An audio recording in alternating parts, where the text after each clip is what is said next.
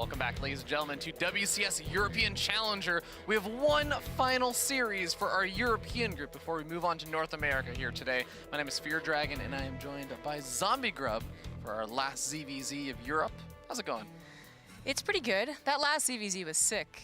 That was a fascinating ZvZ, for sure. I mean, it started off interesting, and then it just continued to be interesting the whole ride through. Yeah, I actually really thought for a moment, for a little bit, that Snute was going to be able to close that out. But now, here we see that he's going to be going up against Namshar once again. Yep, rematch, which hopefully the group curse doesn't exist for Snute fans out there. But Namshar, he is that up-and-coming Zerg. He's looking to actually take one of those, I don't know, would you say like maybe like top 6 Zerg, European Zerg spots? Sure.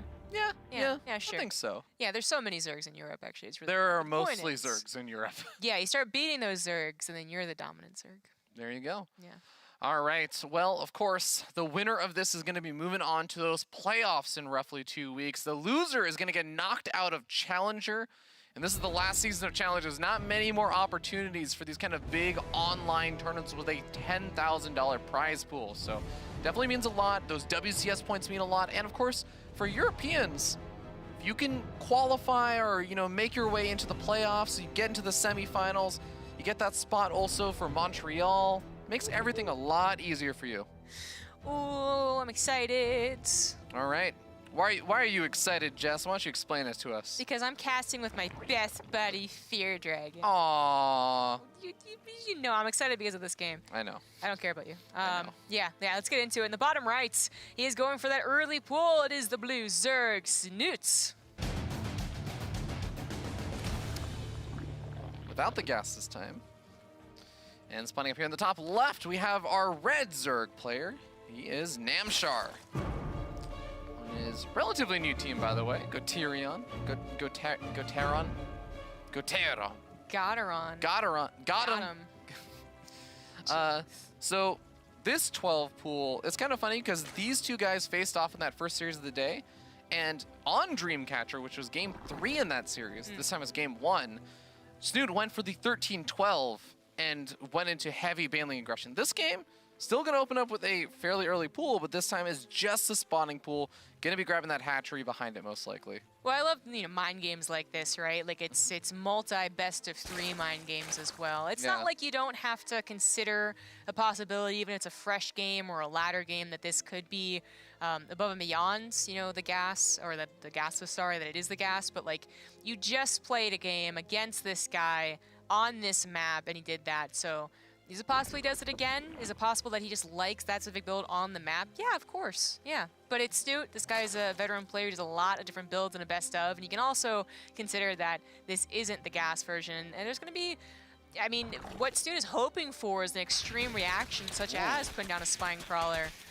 And he wants to get the kill on the hatchery, which... I feel like he's going to get... The lings are coming out now, but... He's not going to pull the drones preemptively.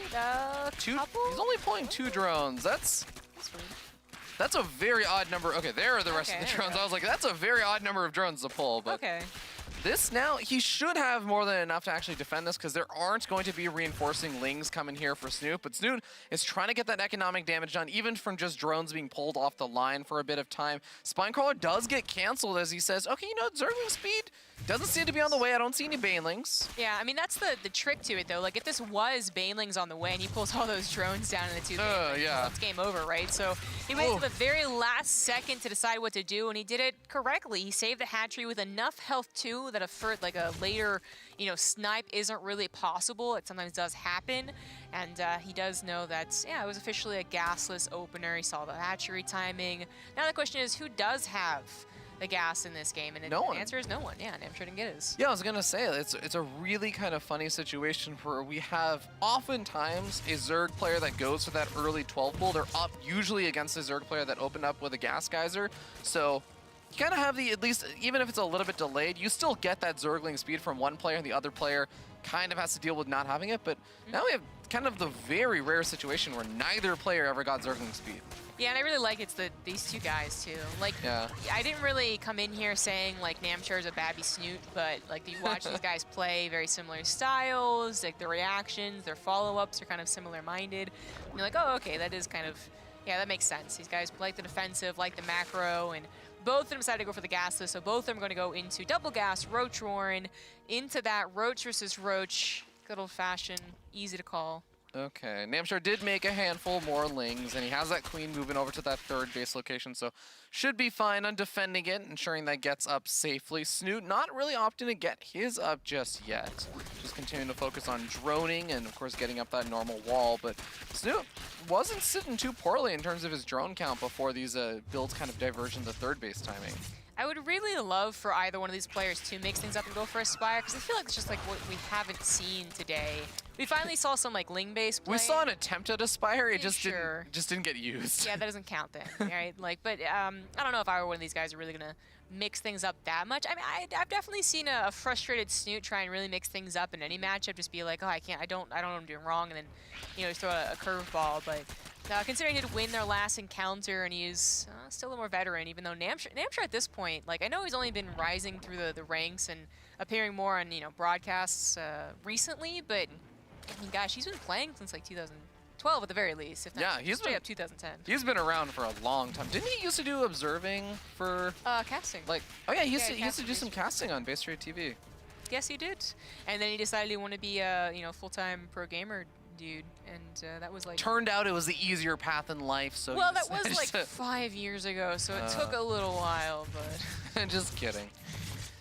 All right. Well, of course, small little things that are going to be knocking down the rocks, trying to ensure that there aren't more Ling run-bys that can just swarm across the map and cause all sorts of problems. But we do see that the worker counts once again evened up, and wow, Zombie Grub, you know what?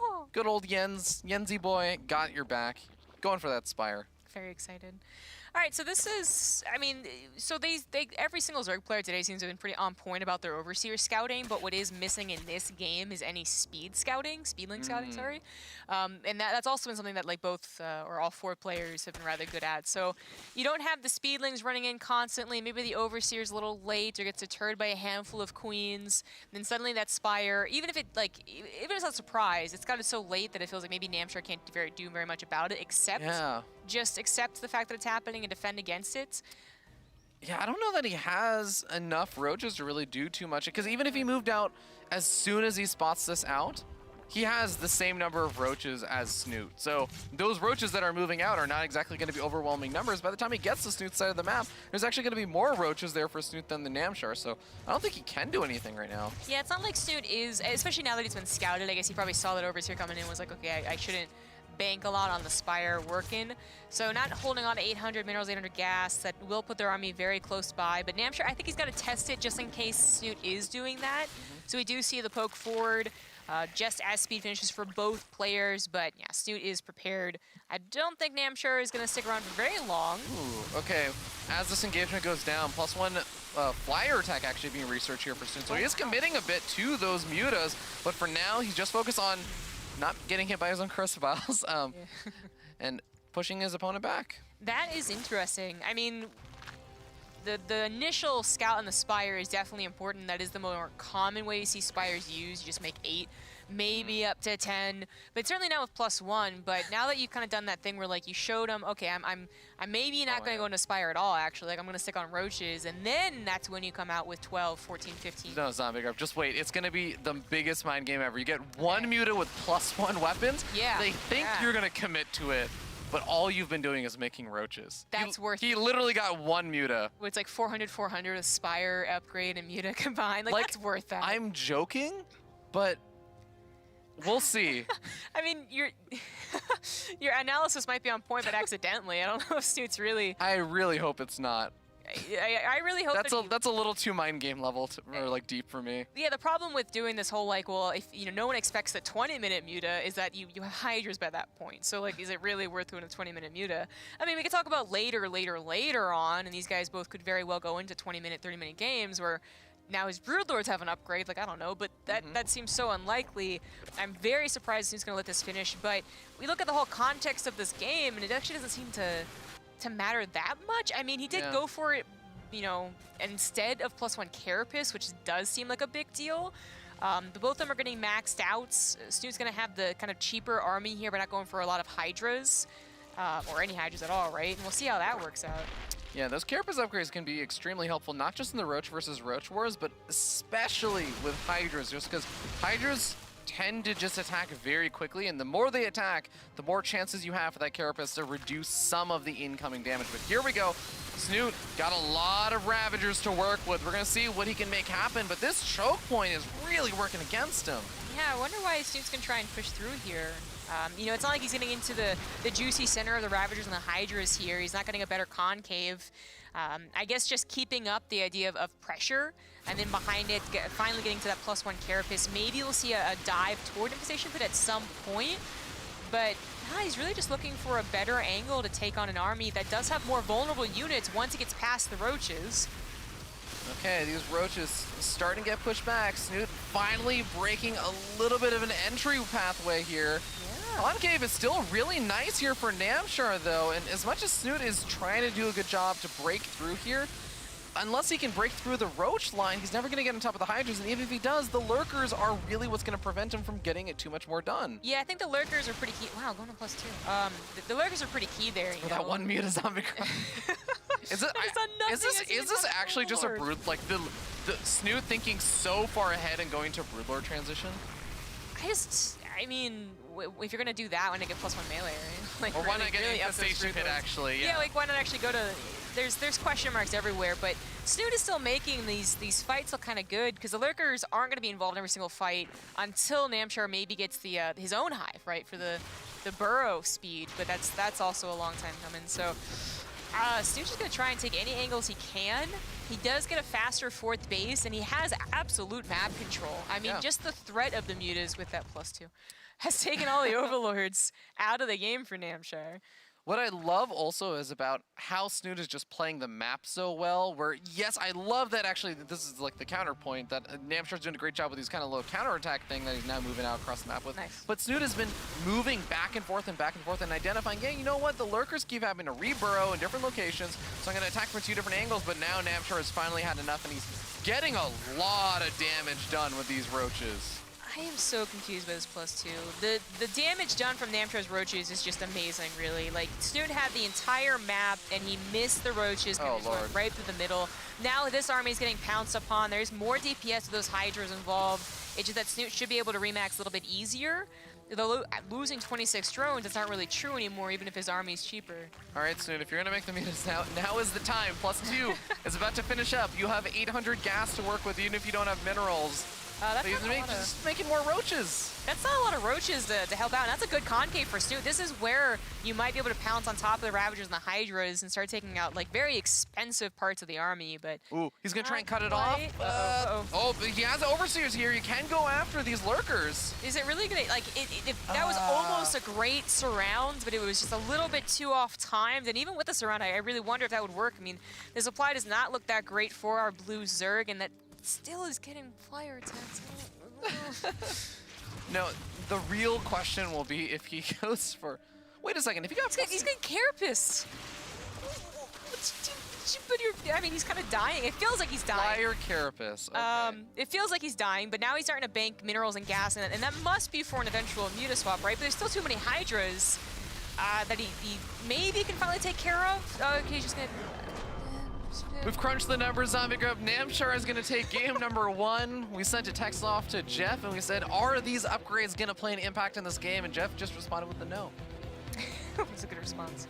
That's a very Jeff response. It's an appropriate.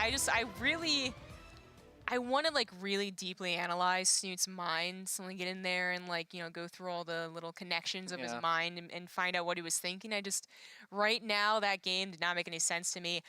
I feel like maybe it was just that Roach counter that messed him up. Like, he had control of the game. He had an army that would always threaten Namshar if it moved out in a bad position, because it was kind of still Hydra heavy. But then the Roaches messed him up, and maybe that's when he was supposed to be banking for the mutas. So I don't. He even tried throwing a Baneling nest, so you didn't really get to talk about that too much. But, you know, you get the Banelings with Baneling speed, then you roll into the Hydras. That's cool, but that never happened either. I think that the thing that bugged me about it, though, was that at no point did he actually have a surplus of gas. Like, at the very end, when he had lost a lot of his units, and he didn't have minerals at that point, because he had to make Roaches to try and survive, he then had 800 gas. But even 800 gas, like that's not, if you're gonna invest into 3 different flyer upgrades for those mutas, 8 mutas is not enough to be like, all right, now that I have 8 mutas with +2 flyer attack and +1 carapace, I can take on the Hydras. You know what it is? I was hoping, I was saying out loud, I was wishing for a weirder ZvZ, because you guys got a weird, fun ZvZ, and Snute was like, I got you, try and figure this one out. Well, Snute, I couldn't figure it out. I don't know what you were doing, but I don't think he figured it out. All right, well, ladies and gentlemen, we're gonna start in game number 2 up here in the top left-hand corner of the map, top of the blue Zerg player. Don't come out just yet. It is Liquid Snute.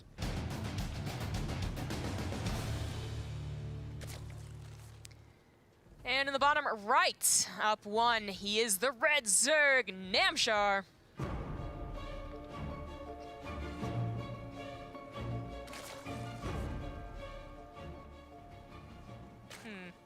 Those graphics both showed quite a tale. Snute has top 8 in the same tournaments that Namshar only got top 24. I feel like Namshar, he's been doing a lot better lately, but at the same time, I feel like a lot of that doing better, it's in either online events, yeah, or it's like doing better relative for Namshar. Yes, yeah. So Namshar is kind of like, if I don't know how to explain this, but like if you were a guy that's like, man, I don't improve that quickly. I hear all these stories about these pros like jumping to GM within 6 weeks. Like, why can't I do that? I feel like Namshar might be a good guy to watch. Oh, Namshar does a 3H for pool. Wow. So that is different. That is unusual. But to finish my point, like he has been very, very slowly climbing the ladder. I mean, he has, it went from not winning any online tournaments to winning a couple of like very small prize pool tournaments. It went from winning, getting to group stage 2 to getting to group stage 1 and like offline tournaments. And it's just, you can see like, okay, now he's doing well in the, challenger portion of things, but he can't do well in the actual event portion of things. And it's just like next year, man, he continues along this very slow but steady path, and he'll be top 8 at Montreal, for instance. But the 3-hatch or 4 pool, I mean, Snute already used up his early pool card, right? So I guess it was a safe move. Yeah, it's only something you can use once in a best of 3. Yeah, clearly. No, I agree. It looks like it's actually not going to get scouted. Oh, Snute, he's moving. Wow. Okay. Wow, that's a really good sense. I wonder actually what it is that tips Snute off to just say, you know what, I'm gonna go to the 3rd with my Overlord. If you watch Namshar's Overlord doing the same thing, that's just where you send your 3rd. Oh. Well, maybe Namshar was double checking that his opponent didn't go for a 3-hatch before pool. No, I mean, but it makes sense, right? Yeah, you went 1 Overlord to scout the main pathway, and Asplant got a pretty obvious main pathway, and then the second one goes to where the 3rd would be, and then that 3rd can be taken in either position, as we see. Actually, Snute takes the one to the right of his natural, and Namshar in kind of the front. Yep. So, I mean, very, very slight differences. But you know what's so funny about these 3-hatch 4 pools is that in my mind, they are more often, I know it's like confirmation bias and all that, but more often they're used aggressively. But then I look at these 2 players and I'm like, well, that's just for droning. Never mind. Like, this is just a macro thing. Yeah, I know what you mean, though. Like, especially when you have those 3-hatch 4 pools that are very forward-facing, kind of like Namshar's. Yeah. Kind of like, you're like, this is surely going to be a bit more aggressive or something, right? But I think the other time, it's because a lot of the other times that we see the 3-hatch 4 pool, it's at a gold base, I think. I think that's actually what a lot of the reason why the aggression also comes out with it. Yeah. Well, we do have, okay, so we faded like a couple more drones, okay, and even like a couple more here, but he is making a decent amount of lings. And of course, that 3rd base, you don't just get someplace to put your drones eventually. You don't actually have that many drones to put there right now, for instance. You actually have the larva factory already done, and already with an inject inside of it. But that is, okay, Wow. 2 drone kills. 2 drone kills and also getting a Baneling to detonate on him. For 4 lings, that's a really solid trade. Namshar is continuing to make lings just like with every couple of drone waves. This, I mean, I don't know if Snute's reading into it. He does have Overlord scouting when the lings move out, but it's it's not like really a big dedication to it. In fact, more drones are on the way now for Namshar, but he does have slight army supply lead. Like, I feel like he wants to do something here, but maybe deciding, no, never mind. Now fully into the drones. Yeah, decent defense there from Snute. Only loses 1 drone there for 5 or 6 of those lings. And more lings. Man, Namshar is really spreading out his lings right now, and I think he's finally going to start seeing some rewards for it. Well, he's doing some decent scouting. Yeah, okay, Wow. he's grabbed 4, 5, 6 maybe drones. 7? 7 maybe. Okay, Oh my god, 7 and these Lings are still running around inside the main base. That was odd how few Lings did so much. Oh, the Queen, Snute, you're so close, you see them. Okay, yeah, he's gonna target fire though, the weak ones too. All right, so he's not gonna try that anymore. Yeah. Maybe just another scout, see that lair timing? He does try Okay, it again. all right, well, I felt like that was just doomed for mistake. You saw nothing. Yeah. Snute did try a little bit of a counter of his own. Didn't run into any Banelings, but, you know, kind of the same amount of Lings, so not much to be done there. Even workers, kind of even everywhere else. +1, Lair, Roach Warren. I guess Namshar's +1's a little bit faster, but Yeah. the Ling War is basically over. I mean, we do see a lot of movement on the map. They're going to be still looking for the trades here, but on to better things. Yeah, Namshar does still have a few more of these Lings out on the map, but once those roaches start popping out, this becomes a lot harder to make work. But hey, here we go. Lings get into the main base once again, and a decent number of them is going to go after the Queen. One last inject gets thrown out before it's going to go down at the same time. More Lings sniping off drones over here on the right-hand side of the map. Snute is honestly just starting to, it feels like he's falling apart a bit. And there's such odd numbers of Lings. It's not like he's in fact, like right now he's ahead in army supply, but that usually doesn't, you know, 2 army supply ahead with Lings doesn't really mean, but in Namshar's case, he is making use of so few every single time. 10 drones, 2 queens? 2 queens. Wow. 10 drones and 2 queens, and Snute is... Dang. 10 workers or 11 workers behind now. This is really going quite well for Namshar. Remember that this is match point right now for Namshar. If he wins one more game, he's moving on to the playoffs, and Snute is going to be knocked out. That is surprising, but Snute did have one thing going for him while that was, you know, all looking quite bad, and that is his 4th base was a lot faster, something that he does know about, and they are going into the drone territories, you know, 60 plus, where they will be able to utilize a 4th base, so that is a little important to note. Still behind in many other ways, though. That was ultimately still kind of just like, well, that should have been avoided. You know, that was just kind of an odd situation, doesn't usually happen, not usually on the ladder, but Snute's trying to recoup here. 11 drones on the way. Wow, I'm up to 72. Yeah, going to a really high number, whereas it looks like Namshar is just going to be focused on investing into that Hydralisk den instead for now. Ling's trying to get a little bit of a run by. They are not actually going to scout out that Hydra den in the natural. They go straight over to the main base, trying to go for a couple of these drone kills. Don't actually get too many. I don't even know if they got one. They might have gotten one. Who will be the first drone kill? Yeah, just the first drone kill. Yeah. For those who are wondering, you don't see that little graphic on the left-hand side unless there's 2 drone kills. Yeah. Well, 4th base is finally away for Namshar. Things have really calmed down. I mean, seriously, if this game ends up being 20 minutes, we're never going to talk about those Lings that got, I think in total it was like 16, right? 17 drone kills, but yeah. that was odd. But Snute's, I mean, he's going to have to turn his advantage if Namshar is looking to actually do anything here. Namshar is going to have a potential 2-1 timing. Very small gap, but certainly possible if he's the aggressor. Okay, here we go. Couple of corrosive biles being thrown out there. Namshar with so many Ravagers compared to Snute. Well, I guess 3 or 4 more. It still feels like there's just so much more corrosive bile potential there. Snute, with that high ground, though, is going to be able to make the defense happen. I think that he has enough to push Namshar back. Oh, Namshar, he's doing the spread out again. There's split. He loves doing this move, just attacking over at this right-hand side of the 3rd and running straight across the map with a bunch of roaches into the natural expansion. A couple of corrosive biles do connect on Namshar's army, but Namshar getting the damage on that mineral line. Yeah, a lot of drones are going to go down. Snute did just make a lot of roaches that are all being rallied to defend against that harassment, but he's also maybe losing this right side. He dodged that most of the corrosive biles. 12 drones went down to the run-by, but Snute has lost the army fight. No, just barely gonna win it out actually with a couple more Ravagers. Is he though? Is he though? He's got roaches coming over now. Okay, couple of corrosive biles being thrown down on either side. It looks like Namshar's gonna finally back away. He's got more reinforcements streaming across the map, but they have been moving through the center of the map. Remember, those have been the roaches on the counterattack, whereas Snute has been rallying them into the actual engagement, so he is able to push Namshar back. Namshar has to retreat. A lot of workers killed, but Snute is not that far behind in workers. Well, he was up so much, going up into the 70s, right? Yeah. So that actually ends up being an okay situation for Snutes. They're both on 4 bases. He has fallen behind in the additional lair tech, that is the Hydralisk den, that is the Lurker den, but he did manage to make up for the upgrade discrepancy. That did exist for some of those battles, by the way. But that's going to be over and done with. He's actually going to have +2 So it's going to be, you know, this mass amount of Roach Ravager versus what, I don't know how many Lurkers Namshar means to make here, but he's going to once again gain control of the map and be the aggressor. Oh man, a lot of these roaches make their way into the hatchery. They're just gonna try and gun it down at the same time that the engagement happens on the inside of the map, or at least is teased at. The corrosive vials do wear away those roaches, and Namshar snags the base for barely maybe 2 roaches. That was efficient, yeah. Good trade. Good.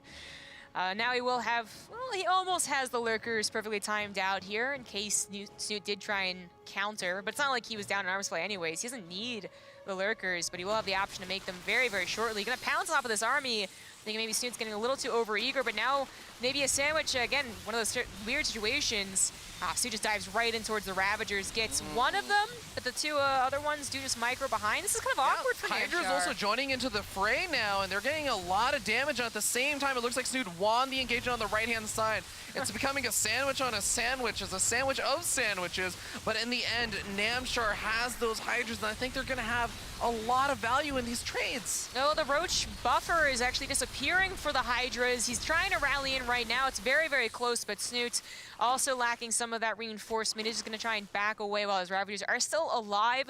Very soon, he will have that +2 Carapace, but Namshar, now that he can take a breath, is on his way to Lurkers. You put 2 of those on each base defending, you know, you scout out where the army's moving to, and you really shouldn't be broken. Yeah, I mean, even in that last game, the game was looking so close, but in the end, Namshar got up some of those Lurkers, and even when Snute had a bit of an army supply lead for a little bit, as soon as those Hydras and Lurkers got involved in the fights, the game just immediately turned around and Snute died. So Snute's got to come up with a really solid answer, but it's so difficult in a situation where he doesn't even have a Hydra den.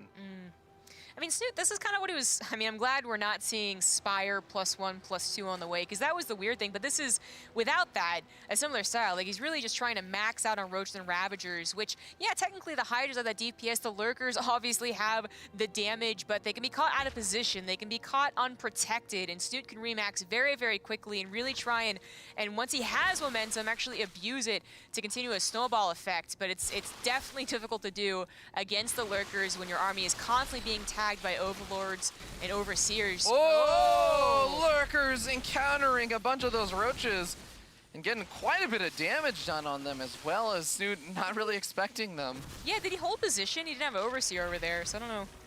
Yeah, I'm not too sure. That was awkward. But either way, that definitely puts Namshar at a bit of a supply lead now, even as an infestation pit on the way. Maybe thinking about getting up some of those +3 upgrades, or heck, even getting up some Vipers. I'm really surprised that Snute hasn't added anything on here. Not Tunneling Claws, not his own infestation pit. He is going to fall behind Snute. The guy that, you know, you ask like a Zerg player that plays late game, who is it? People will be like, that's Snute. He is the one that is hesitant to get there, finally adds both Infestation Pit and a Hydra's Den down at the same time, makes up for the workers, I guess, they had really started to fall behind on, and has a 5th base. So at least he's using this kind of aggressive stance to his advantage somewhat. Yeah, also just kind of doing exactly what he did in the last game, just buying time, just being very in his opponent's face. But similar to the last game, Namshar are looking for opportunity to just get a bit of a roach run by. But now, this game, Snute is going to catch it. He's going to be able to try and pick a lot of these units off. Yeah, I think Namshar sees the rest of the army is not like trying to surround him, so he's going to go ahead and buy time however he can. He might go for the snipe on the hatch if he thinks he can do it. No, he kind of bypasses. It's a wild ride for these roaches up here, man. They're in deep in enemy territory. I think their lives are nearly 4. Actually, you could. I mean, could he just do a run by and move? I feel like he could. He could just kill a bunch of. Oh my God! The surround for the drones. They're messing with the roach AI. So now the roaches for Snute do manage to catch up for a moment. This is. As long as he loses the roaches somewhat slowly, I feel like this turned out way better than it should have. I don't even think. Does he even lose the He's roaches? not even. Yeah, Snute never tried to go for a surround. He was trying to find, I guess, the lurkers out of position. Wow. Okay, and now he has all the roaches and hydras joining together in the bottom left-hand side. The lurkers are holding the line over at the front, and just a small squadron of units just to make sure it feels like it's not an easy location to break through. I'm really happy that Snute just added everything at once, by the way. Like, him falling behind in the late game ZvZ, that just sounds so weird. But he's catching up for sure. Lurker Den, Hive, upgrades as well. Scuffle's going around here, and Namshar does have the bigger bank, so Snute's got to be a little bit more careful about how he takes the engagements. Yeah, Namshar did lose quite a few units there in the bottom left, though, and his Hive is finished up, but there it is. We're going to see Vipers coming out, Adaptive Talons, additional Lurkers being added on. Snute is in a situation where he does have this new base that finished up on the left-hand side. This is where the game gets actually, I think, you know, as much as I really like a lot of the situation here for Namshar, I think as the game goes on in ZvZ, there's so many more opportunities in late game ZvZ to have really good unit positioning, army positioning, and just to overcome any disadvantages you had. I feel like this is where Snute should really shine. Now, Namshar is a defensive macro player for sure, but Snute has had tons of games where he certainly has the stamina, talking about all those Swarm Host games he used to play, and he certainly has the knowledge of how to do this because he is more often than not found himself in the positions, more so than any other Zerg player. So I feel like even though Namshar's going to be good in this late game, this is where Snute is supposed to feel a little more comfortable. The bank isn't where he wants it to be for sure, but if he can use the Vipers correctly, okay, Lurkers, Adaptive speed Talons. burrow, man. Yeah, oh my god. That is scary stuff. And suddenly all of those roaches are very, very orange at the moment. The Vipers, where are they? Corrosive Piles would even be nice just to slow down the approach here, but... Oh, he's going to try and save this base. I don't know. Yeah, I think he's going to just saving the Corrosive Piles. Okay, there are some of the Viper Blinding Clouds actually covering not too much there, though. Yeah, he was just guessing as to where the Lurkers had burrowed, and he guessed incorrectly. Continued to abduct once his overseers came over, but that was very awkward, and Snute was not allowed the time to really choose how he wanted to take the army fights. Namshar just pounced on him with the faster Hive, the faster Lurkers, and this might be it. Now we got the Vipers here for Namshar, going to be blanketing any of the Hydras, shutting down his chances. Namshar advances on to the playoffs. Of course, Namshar just moves in as I'm hyping Snute's late game up, and is like, nope. Just kidding. You did call him Snute Jr., so you know what? Maybe Snute Jr. is gradually becoming an adult. Yeah, I guess so. But no, that was a perfect timing for him, right? Like, Snute was almost into a comfortable defensive position. He was almost to his Lurkers. He was almost to the Vipers with his army. Yeah. And instead he got, well, pounced upon by their Lurkers with that speed burrow, which is becoming a very frustrating thing to watch. I'm glad I don't play ZvZ, because that speed burrow stuff, it's crazy. Yeah, it's not like we have to deal with any other matchups like ZvZ or anything. Yeah, that's true. One day. But of course, big congratulations to Namshar. Definitely earns himself a spot into those playoffs. And guess what? We do see the curse active again. And Jeff in control, Robinson calling it ahead of time as well. As we have Namshar kind of getting that revenge from that first series of the day. But besides that, we also saw earlier on a Laser doing quite well for himself. Yeah. So the two Zergs. Bopping out of the two Zergs. The two Zergs out of the four Zergs. Yep. Two of them advance. And more Who Zergs. would have predicted? Yeah, it's weird. I think it kind of went... I want to say Namshar, that was his group to take, so I'm glad to see it. But of course, everyone could have also said a Laser Snute, and that would have been fine too. Yeah. But a Laser first, all right. Yeah, I think that was a safe bet. And then Namshar second. All right, that's not really an upset, but that is just continued good vibes from upcoming Zerg. All right. Well, ladies and gentlemen, please do not go anywhere. We know that you were ready for more ZvZ. You didn't get quite enough. I know Zombie Grub is amped up for more ZvZ. Oh, boy. But unfortunately, we do have one Protoss coming up in that North American group. He goes by the name of Neeb, ruining everything. But we got Neeb, Starkiller, Silky, and Antis coming up in Group A of North America. We'll be back in a little bit with more WCS Challenger action.